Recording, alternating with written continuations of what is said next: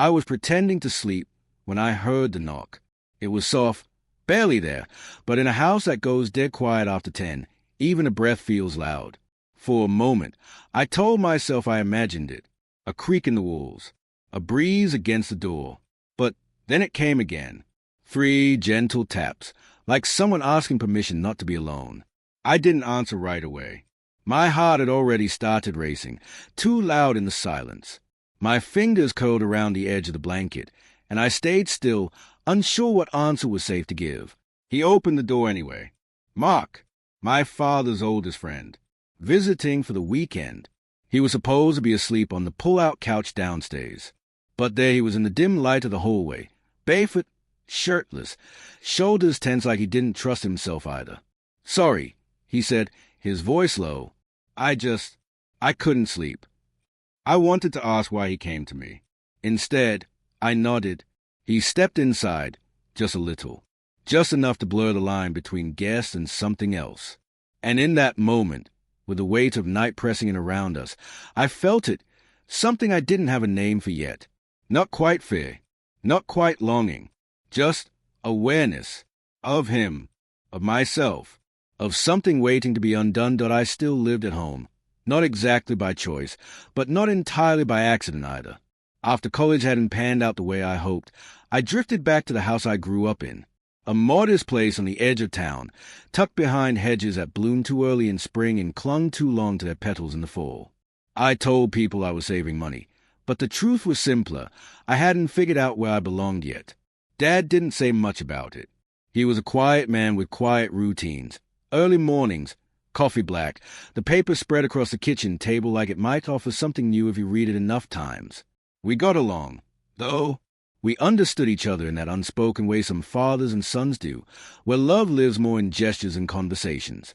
I worked part-time at a local bookstore, shelved titles I used to dream about writing. My days passed in the kind of soft rhythm that felt safe but increasingly small. Every now and then, something inside me would stir, like a clock ticking in a room I couldn't enter. A sense that life was moving on without me, faster than I could catch it. Then Mark showed up. It was a Friday evening when Dad got the call. Old friend passing through town, he said, a note of excitement in his voice I hadn't heard in a while. He'll stay the night. Won't be any trouble.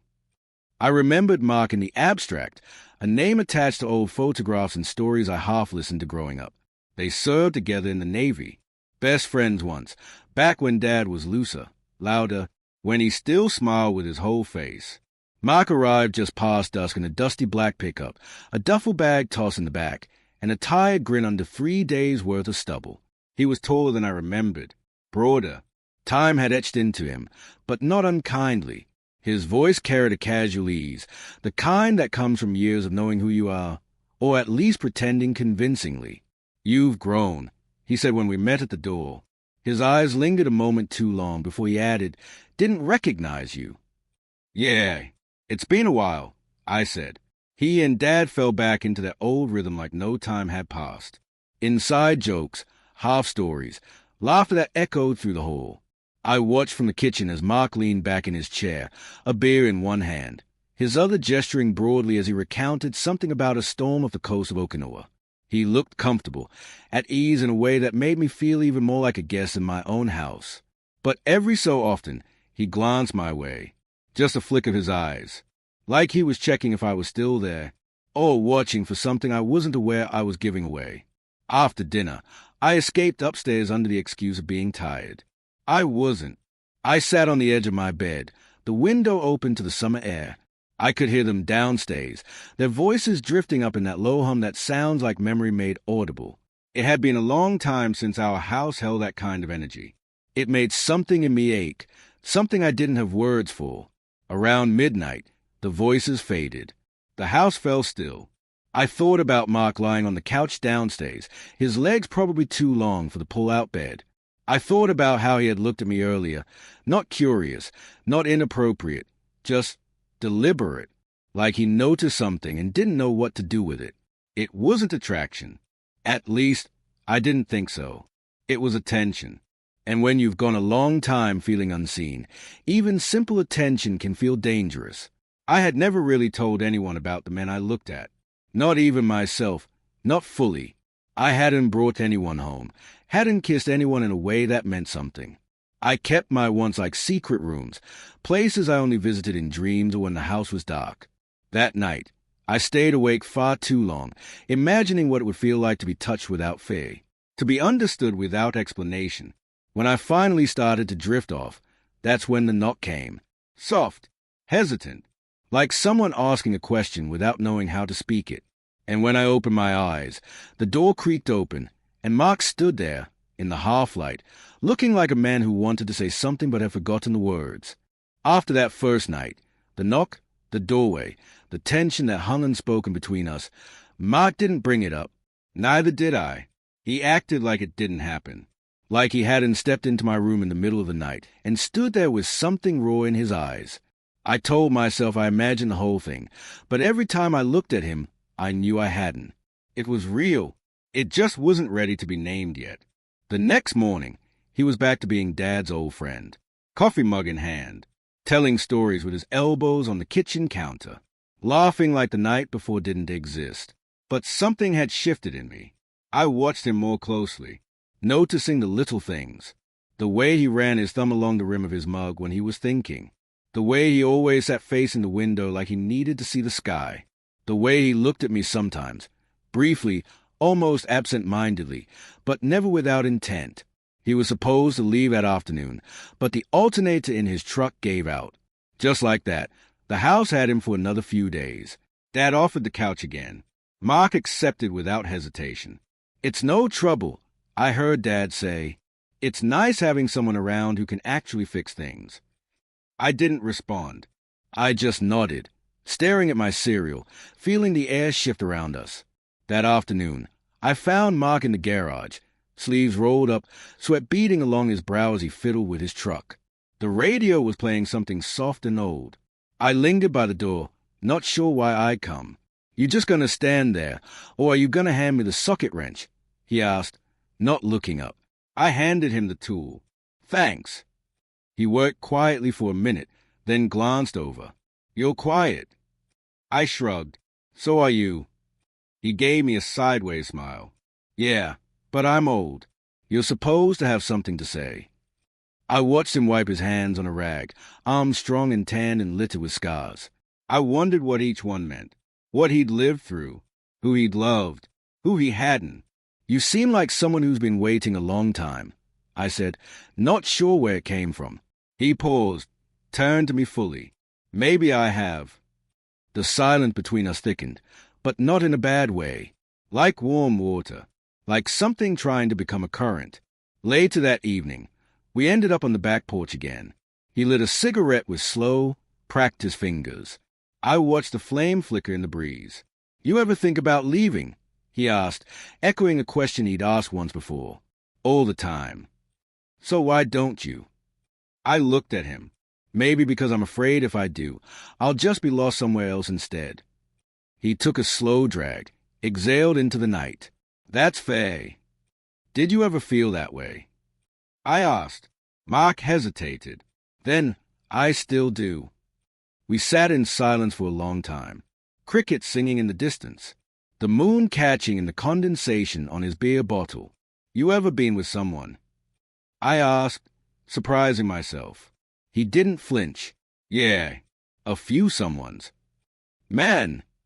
He looked at me, his eyes darker in the moonlight.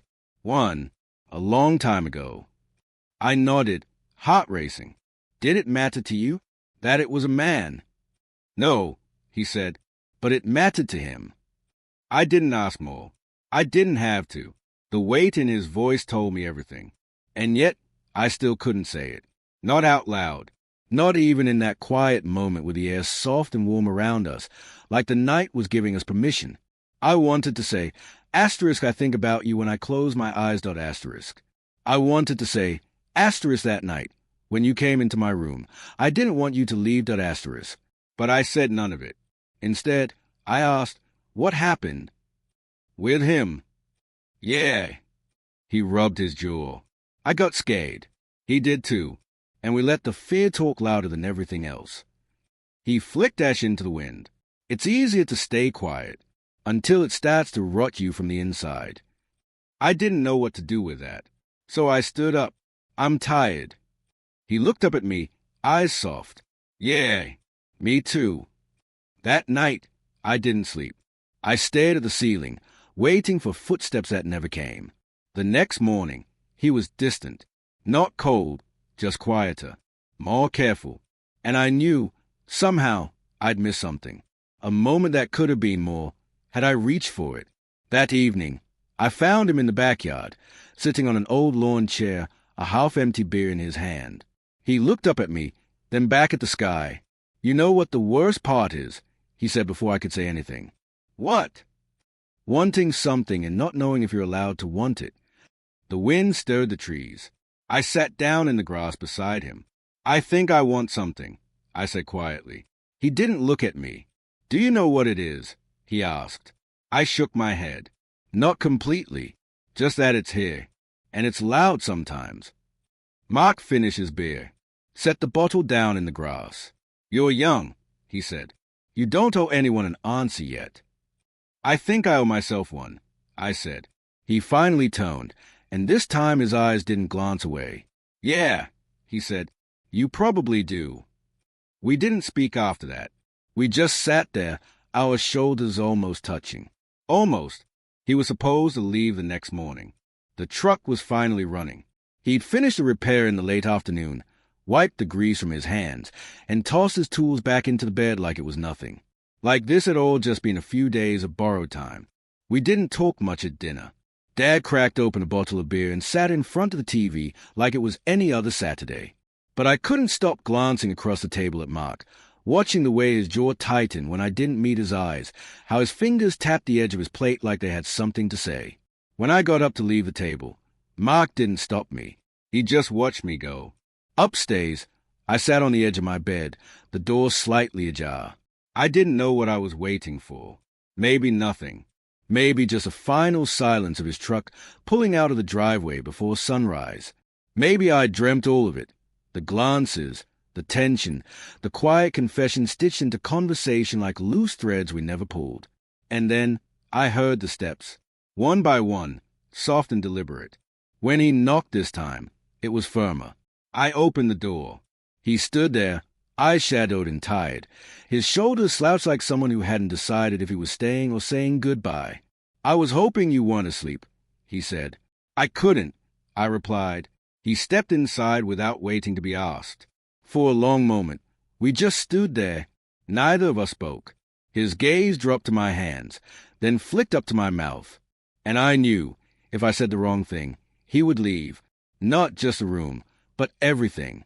The unspoken thing between us would collapse under the weight of uncertainty. So I said the truth. I didn't want you to leave without knowing. His throat worked, a small motion like he'd swallowed something heavy. Knowing what? That I feel it too. He nodded once, slowly. I thought maybe you did. I've been scared. Me too. The silence filled with something new then, not tension, not restraint, just recognition. We weren't strangers anymore. Not in this room. Not in the quiet. He took a slow step forward. I don't want to hurt you, he said softly, or confuse you, or make this something it's not. You're not, I said, voice barely above a whisper. But if you walk away now, I think it'll hurt more. That's when he touched me. A hand on my jaw, gentle, uncertain. His thumb brushed beneath my lip, and my breath hitched. He wasn't rushing. He wasn't assuming. He was asking without saying it, and I leaned in. The kiss wasn't perfect. Our mouths didn't quite fit at first. My hands were shaking. His breath was uneven, but it didn't matter. It was soft, real, messy in a way that made it feel more true than anything I'd ever known. I pulled back first, not out of fear, but to look at him. His eyes were glossy. Not quite his, but close. I've thought about this, he whispered. I have too, more than I wanted to. He sat beside me on the bed, shoulders brushing. This isn't simple, he said. I know. You're younger, and I'm a mess most days. I don't care, I said. He turned to me, forehead pressed gently to mine. "You're sure?" "No," I said honestly, "but I don't want to keep pretending I don't feel anything." He exhaled shakily. "God, I thought maybe I was just reading too much into everything." "You weren't." The next few minutes passed in silence, not uncomfortable, just full. He let his hand rest on mine. I let my head fall against his shoulder. He smelled like worn cotton and soap and the last edge of summer. "I'm not asking for anything you're not ready to give," he said after a while. "Even if this is just tonight, even if it never happens again, I needed to know I wasn't the only one feeling it." "You're not." He stayed the night. We didn't sleep together, not in the way people expect when they hear that. He laid down beside me, fully clothed. I pulled the blanket over us. We lay shoulder to shoulder, the air between us still humming with everything unsaid, but not in the way it used to. He reached for my hand under covers, found it, held it. That was all, and it was enough. For the first time, it didn't feel like we were dancing around something. We were asterisk and asterisk it now, raw and present and real. Sometime before sunrise, I drifted off. When I woke, he was still there, watching me, not like a secret, not like a regret, like a man who had finally stopped running. He didn't leave that morning. We woke late, sunlight catching in the folds of the blanket between us. His eyes were soft when I opened mine, already watching me. He didn't speak right away, and neither did I. Words felt unnecessary. It wasn't until I heard the thud of my father's boots downstairs that the spell started to shift. Mark sat up slowly, rubbed the back of his neck, and looked toward the window like he was trying to remember what day it was, or maybe who he was supposed to be outside this room. "I should go down," he said. I nodded, but neither of us moved. Eventually, he stood and looked back at me, lips parted like he wanted to say something more. But he didn't. He just nodded once, a quiet promise folded into the gesture, and stepped out of the room. I stayed in bed a little longer, listening to the murmur of their voices below, the deep baritone of my father, the steadier rhythm of Mark's replies. Nothing in their tone had changed. The world hadn't split open. No sirens, no accusations. Just another Saturday morning, eggs on the stove, coffee in the pot. But I had changed. I moved through the day like I was made of glass. Not fragile, but newly transparent. Like something in me had finally stopped hiding. That evening, after my father went to bed, Mark didn't go to the couch. He knocked once, lightly, and I opened the door already knowing who it was. This time, he came in and closed the door behind him.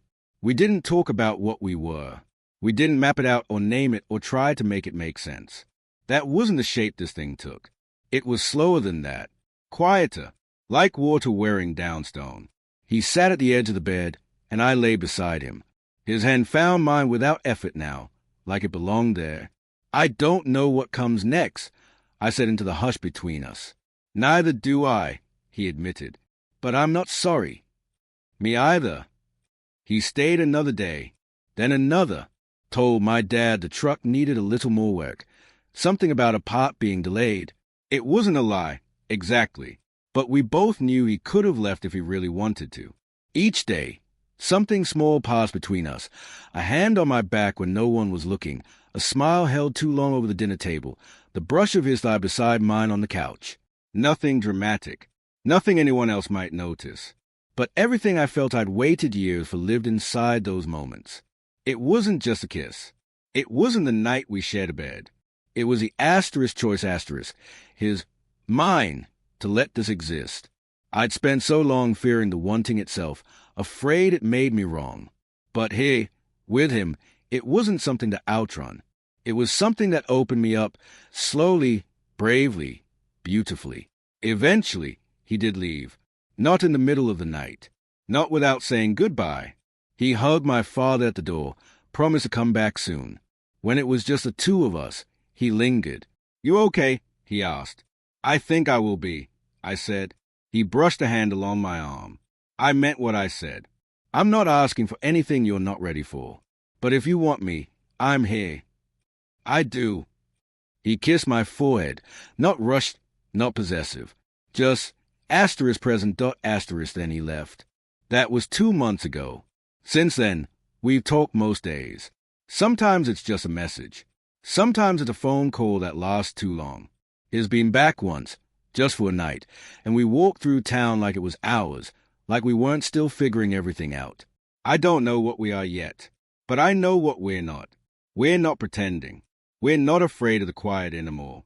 And when he calls me, when I hear that low, warm voice saying my name like it matters, I remember that night he knocked on my door, the one where he didn't come looking for answers, just a place where the silence didn't hurt. And I opened the door,